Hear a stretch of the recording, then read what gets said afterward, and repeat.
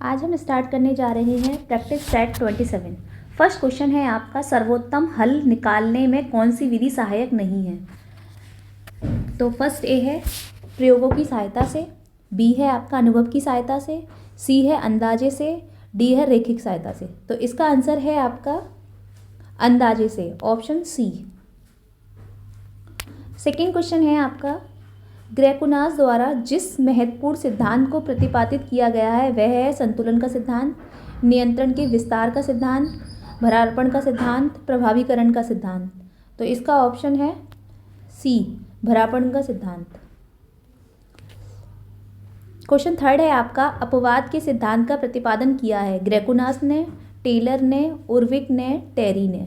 तो इसका आंसर है टेलर ने, ऑप्शन बी। फोर क्वेश्चन है, निर्देशन के प्रभावी सिद्धांतों में सम्मिलित है प्रभावी नेतृत्व, व्यक्तित्व, उद्देश्य की एकरूपता या ये सभी। तो ऑप्शन है इसका व्यक्तित्व, आंसर क्या है, बी ऑप्शन। फिफ्थ क्वेश्चन है, प्रबंध के अपवाद के सिद्धांत से क्या तात्पर्य है। ए है नीति संबंधी मामलों को उच्च स्तर पर संभालना तथा शेष को अधीनस्थों द्वारा संपन्न करना, बी है श्रमिकों तथा अधीनस्थों के समय में कार्य संपन्न करवाना, सी है अधीनस्थों को निर्देशन देना जिससे वे समय के भीतर कार्य संपन्न कर सकें, और डी है उपयुक्त सभी। तो इसका आंसर क्या होगा, नीति संबंधी मामलों को उच्च स्तर पर संभालना और शेष अधीनस्थों द्वारा संपन्न करना, ऑप्शन ए। सिक्स क्वेश्चन है, उद्देश्य अनुसार प्रबंध इस बात पर बल देता है कि संस्थागत उद्देश्य व्यक्ति उद्देश्यों के अनुरूप होने चाहिए, उद्देश्यों की व्याख्या प्रबंध सिद्धांतों के संबंध में हो, परिणाम मूल्यांकन के आधार पर उद्देश्य का निर्धारण करना, उपयुक्त सभी। तो इसका आंसर क्या होगा, सी, परिणाम मूल्यांकन के आधार पर उद्देश्यों का निर्धारण करना। 7 क्वेश्चन है, क्षैतिज समन्वय का संबंध होता है प्रबंध समान स्तरों से, प्रबंध के विभिन्न स्तरों से, हित रखने वाले पक्षकारों से या उपयुक्त सभी। तो इसका आंसर है प्रबंध समान स्तरों से। 8 क्वेश्चन है आपका, उद्देश्यों द्वारा प्रबंध की अवधारणा का विकास किया है पीटर एफ टकर ने, हेनरी फ्योल ने, ओलिवर सेल्डन ने या कुटजवा ओवर्डन ने। तो इसका आंसर है आपका पीटर एफ टकर ने, तो ऑप्शन ए। 9 क्वेश्चन है, महत्वपूर्ण नियंत्रण प्रणाली लागू करने में निरर्थक बिंदु है संतुलन, व्यापक क्षेत्र, समानुकूल होना या अधिकार सौंपना। तो इसका आंसर है आपका व्यापक क्षेत्र, ऑप्शन बी। 10 क्वेश्चन है, क्रियात्मक विभागीकरण का सुझाव दिया है उर्विक ने, एलन ने, जॉर्ज आर टेरी ने, पीटर एफ टकर ने। तो इसका आंसर है उर्विक ने, ऑप्शन ए। 11 क्वेश्चन है आपका, विभागीकरण के संबंध में कौन सा बिंदु निरर्थक है भौगोलिक क्षेत्रीय आधार पर, उत्पादित माल के गुणों के आधार पर, ग्राहकों के अनुसार या उपयुक्त सभी। तो इसका आंसर है उत्पादित माल के गुणों के आधार पर, ऑप्शन बी। 12 क्वेश्चन है, किसी भी व्यवसाय में अधिक उत्पादन एवं परस्पर सहयोग प्राप्त करने के लिए अधीनस्थों को प्रोत्साहित किस प्रकार से करना चाहिए। तो ऑप्शन है चुनौतियों द्वारा विप्रेरण से, नेतृत्व द्वारा विप्रेरण से, भागीदार द्वारा विप्रेरण से या लक्ष्यों द्वारा विप्रेरण से। तो इसका आंसर है आपका भागीदार द्वारा विप्रेरण से, ऑप्शन सी।